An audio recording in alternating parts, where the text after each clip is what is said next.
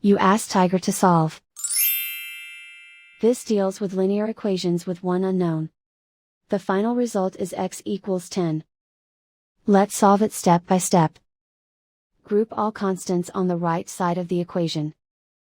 Subtract 5 from both sides. Simplify the arithmetic.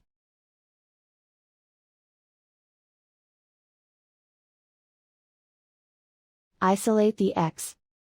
Multiply both sides by inverse fraction 2 over 5.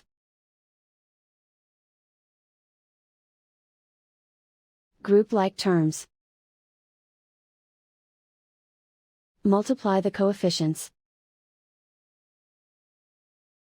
Simplify the fraction. Multiply the fractions. Simplify the arithmetic. And so the final result is x equals 10.